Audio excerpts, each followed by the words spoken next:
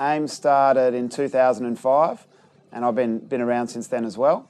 So it was started by a guy called Jack Manning Bancroft, and he was on an Indigenous scholarship to Sydney University, and a lot of the heads of faculties would come up to him and ask, hey, how can we get more Indigenous students into university? He had a look at it and he saw that the big dropout rates started to happen in Year 9 when the kids were starting to drop out of school. So he looked at mentoring as a way to support the local students. AIME runs a mentoring program for Indigenous high school students where university students will form a one-on-one relationship with these high school students.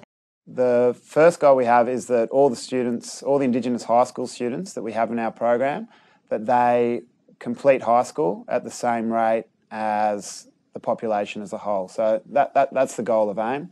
That's why we exist. We're trying to grow to have 6,000 students in the program each year by 2020. So we've come from 20 in 2005 to 1,000 today. So we're on that growth part. And yeah, for all of those students to be completing high school at the same rate as all Australian students. National Hoodie Day was a way where we could raise awareness about what we're doing at AIME, but also a way that we could get more people sort of engaged in the journey and learning about Indigenous Australia. On the day and in the lead up to it, we had a number of high-profile people from around Australia get involved, so the likes of Ian Thorpe, Sydney Swans, the Wallabies, all went around and trained in their hoodies. The red hoodies really stood out at 8 a.m. on the train amongst all the black and grey suits. A lot of people hadn't heard of AIME, so I explained to them what they did, and got a lot of positive feedback. That was the point of the day, was to sort of raise awareness.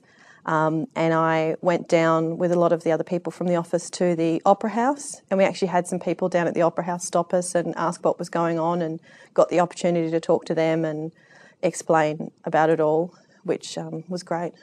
Anyway, I answered the phone, and it was the mother of one of the students in the program. She was just calling up to say thanks to AIME and to the program managers that her daughter had worked with Jack and Paul, because her daughter had just been named school captain at her high school, and she was the first ever Indigenous student to become school captains. I think that's probably one story or one phone call at 7:45 at night that I was really happy to take.